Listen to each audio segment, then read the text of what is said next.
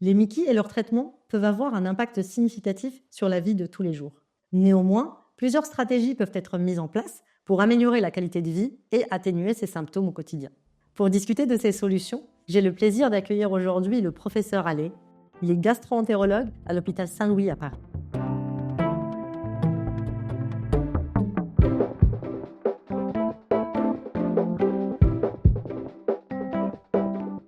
Bonjour professeur Allais. Bonjour Tissam. J'ai une question concernant la vie quotidienne avec une Mickey. Donc, comment les symptômes d'une Mickey ou les traitements peuvent influencer le parcours de vie d'un patient au quotidien? Alors les symptômes, si on commence par les symptômes qui sont un peu évidents pour tout le monde, ça va être les symptômes digestifs, qui sont diarrhée, douleur abdominale. Dans la rectocolite hémorragique, c'est diarrhée avec du sang. Dans la maladie de Crohn, c'est douleur abdominale, diarrhée. D'un patient à l'autre, le symptôme est l'un ou l'autre est plus important. Avec la diarrhée, il y a un aspect qui peut être difficile au quotidien, c'est l'urgence, le besoin urgent d'aller à la selle, la capacité à retenir les selles, ou la peur de ne pas les contrôler, alors que c'est pas forcément survenu, ou c'est survenu qu'une fois. Il y a le côté un peu traumatisant. Donc il y a ces symptômes au quotidien. Puis il y a d'autres symptômes. Alors, c'est marrant que vous me posiez la question, parce que souvent les cliniciens, on s'attarde à ces symptômes digestifs, et on oublie des symptômes plutôt systémiques comme la fatigue. Et la fatigue, c'est un symptôme qui est présent chez tout le monde. On a tous fait l'expérience de la fatigue. Et c'est un symptôme qui peut relever de différents mécanismes. Donc c'est très fréquent chez les patients, cette sensation de fatigue, qui peut avoir de multiples origines. Quand on a de l'inflammation, on est fatigué souvent. Par exemple, si on a la grippe, on est épuisé. Et il y a des patients chez lesquels l'inflammation n'est pas contrôlée, donc ça induit une fatigue. Il y a une fatigue qui peut avoir de multiples composants. Par exemple, quand quelqu'un est malade, globalement, il va faire moins d'activité physique. Et ça favorise la fatigue. Quand on ne dort pas bien, on peut être fatigué. Quand on n'a pas le moral, on peut être fatigué. Comme autre symptôme assez fréquent, il y a les manifestations extra-intestinales, dont on a parlé tout à l'heure, qui sont notamment les articulations, qui peuvent être un peu gênantes. Il y a des tableaux plus ou moins inflammatoires, des tableaux articulaires qui ne sont pas forcément liés à l'inflammation aussi, qui peuvent être traités par la reprise de l'activité physique. J'ai toujours peur d'en oublier, mais globalement, c'est ça. Les symptômes digestifs, qui peuvent être aussi des manifestations anales. Alors, il y a aussi, oui, il y a un symptôme très important, c'est tout ce qui est lié à l'alimentation, le poids, l'amaigrissement, l'impact sur l'alimentation. Et on peut discuter l'impact global, hein. Je ne place pas uniquement l'impact sur le physique. Hein. Puis vous avez parlé des traitements. Donc globalement, les traitements que l'on utilise sont assez bien tolérés, sauf peut-être les corticoïdes quand on les utilise de façon... Enfin peut-être, les corticoïdes, il y a des patients qui ne les supportent pas bien, ça peut énerver, ça peut changer l'apparence physique, ça peut faire gonfler un peu le visage, ça cause une répartition des graisses, ça peut impacter sur le sommeil, la nervosité. Les biothérapies, globalement, sont plutôt bien tolérées, ne vont pas entraîner de symptômes fréquents. Quand même, ça peut favoriser parfois des douleurs articulaires. Alors ça dépend des tableaux. Il peut y avoir des manifestations cutanées induites par les traitements. Et puis, dans les nouvelles thérapies, on a des effets qui peuvent être, notamment les thérapies orales, là, un petit risque d'augmentation d'infections qui ne sont pas forcément sévères, mais qui peuvent être un peu gênantes. Donc voilà, on a un certain nombre de manifestations qui peuvent survenir chez quelqu'un du fait de la maladie ou du fait des traitements. Et notre travail de clinicien, c'est de repérer, d'anticiper, de voir quels sont les problèmes éventuels. Pour vous, comment doit-on adapter son alimentation lorsqu'on a une Mickey? Alors, il faut différencier deux grands cadres. Il y a d'abord les patients qui ont des symptômes et des symptômes qui peuvent être modifiés par l'alimentation. Tout à l'heure, on évoquait, quand on a parlé des complications, des rétrécissements dans l'intestin. Et ces rétrécissements peuvent nécessiter de modifier son alimentation de façon à diminuer le risque d'impact des aliments, des nutriments, sur la zone de rétrécissement. Et là, c'est des régimes sans fibres, sans résidus.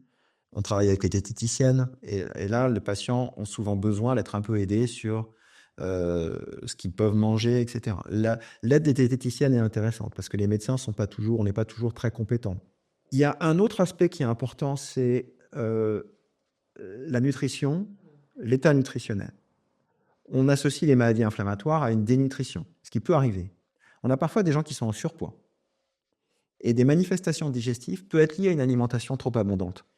C'est quelque chose dont on a mis du temps à prendre conscience. Moi, et il y a quand on mange un peu moins, on a un peu moins de sel.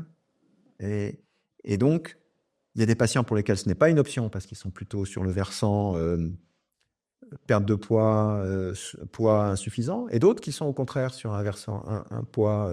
Donc c'est un sujet qu'on observe de plus en plus. Il y a quand même un lien entre obésité et maladie inflammatoire de l'intestin.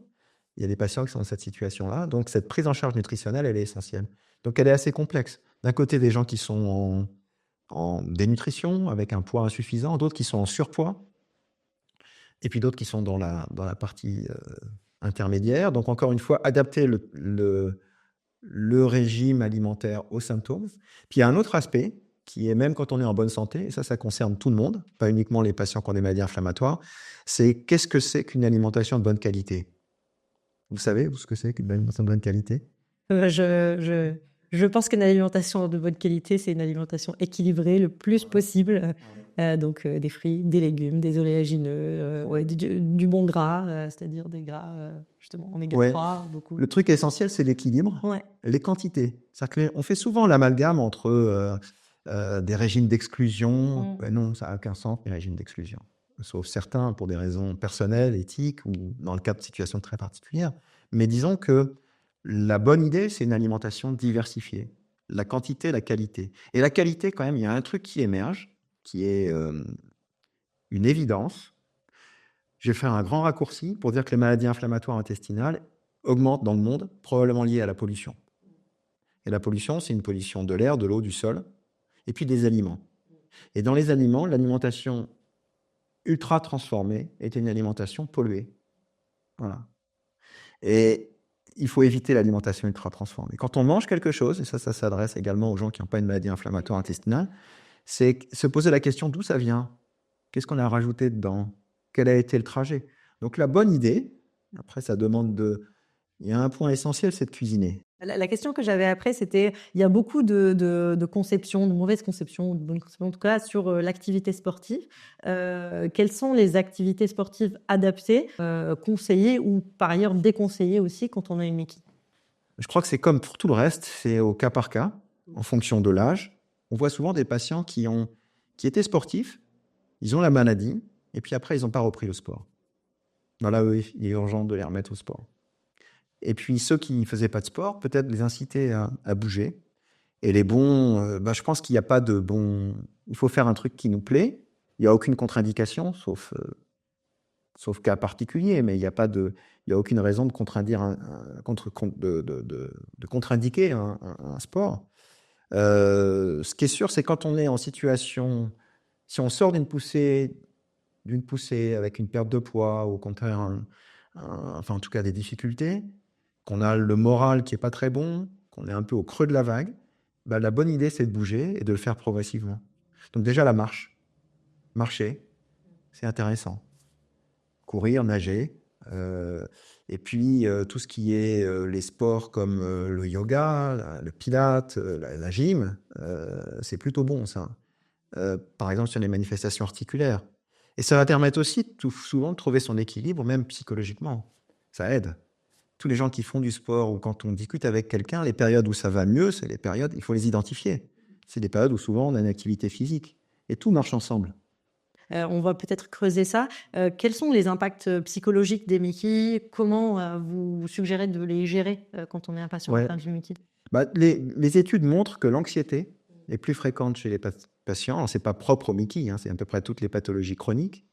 Donc l'anxiété est plus fréquente que dans la population générale et la dépression aussi. Puis après, il y a d'autres symptômes d'ordre psychologique, mais d'autres manifestations. Mais si on s'attarde un peu à anxiété, dépression, c'est essentiel. Et donc, on peut essayer d'améliorer cet aspect-là. Et je pense qu'un des aspects, c'est de comprendre ce qui se passe. C'est de savoir. Quand on est dans l'ignorance avec un problème, et ben là, on vit mal. Et si on comprend pourquoi on a des symptômes, quels sont les risques. Des fois, il y a des patients qui ont des peurs. Oui. Ça, c'est un truc qui est assez fascinant. Je parle du point de vue du médecin, mais identifier des peurs, c'est très utile parce que des fois, il y a des gens qui ont des peurs irrationnelles. Il y a des gens qui pensent qu'ils vont avoir une stomie. Parce qu'on leur a dit, quand tu as une maladie de Crohn, tu vas avoir une stomie. Ben non. Il y a des patients chez lesquels ce risque n'existe pas. D'autres chez lesquels ce risque existe, mais il est faible. Et donc, encore une fois, c'est au cas par cas.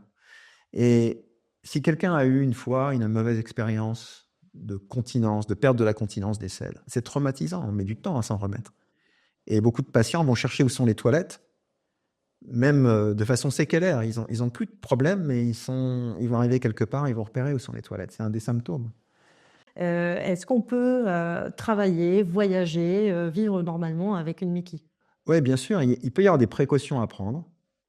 Et puis, il y a probablement des gens qu'on doit protéger, ça c'est vrai. Mais on a le risque de surprotéger quelqu'un. Alors quand je dis ça, je prends des risques. Parce que si on prend quelqu'un qui est jeune et qu'on lui dit « Oh là là, tu as une maladie inflammatoire de l'intestin, oh là là, tu vas avoir un handicap, etc. » Ben non, c'est faux dans la grande, grande majorité des cas. Donc quand on protège quelqu'un, c'est intéressant de lui apporter du soutien, mais il ne faut pas le surprotéger, je voudrais dire ça. Donc en fait, rien n'empêche d'avoir une vie professionnelle normale. C'est terrible que quelqu'un me dise « Ah ben parce que j'ai une maladie inflammatoire de l'intestin, mon employeur considère que je ne peux pas faire ça ou ça, alors que le patient considère qu'il peut le faire. » Donc là, ça pose un problème. Donc le secret, là je parle de la vie professionnelle, il y a clairement des situations, des périodes où c'est difficile de travailler. Et donc là, il faut apporter notre soutien. Il peut y avoir un impact sur les études. Et donc on a besoin de protéger les patients ou de les aider à atteindre leurs objectifs.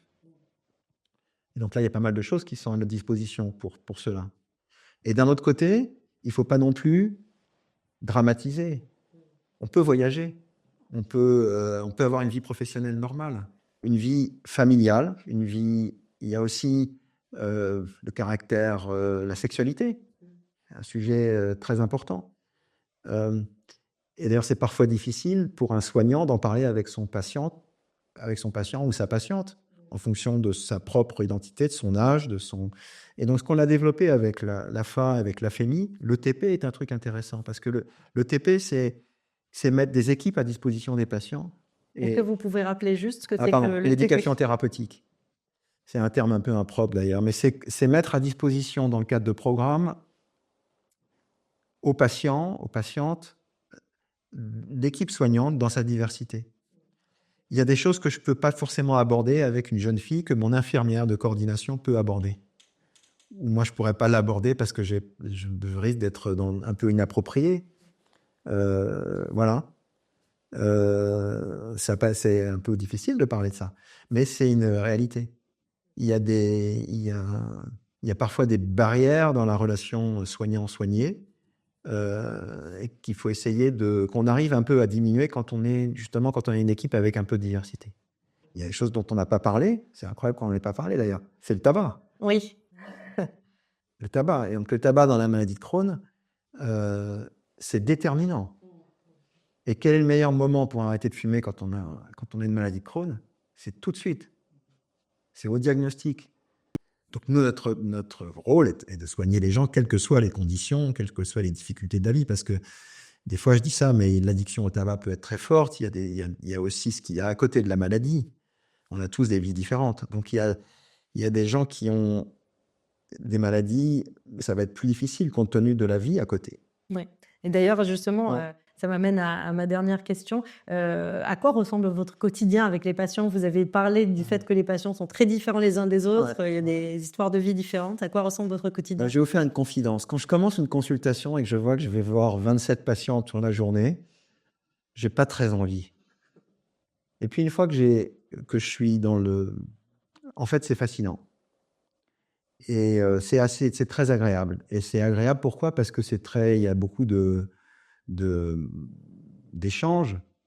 Et puis, il y a des gens on s'apporte mutuellement.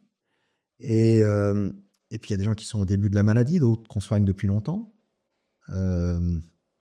Donc voilà, alors une journée patient atteint de Mickey, si on est en consultation, c'est une journée avec des échanges.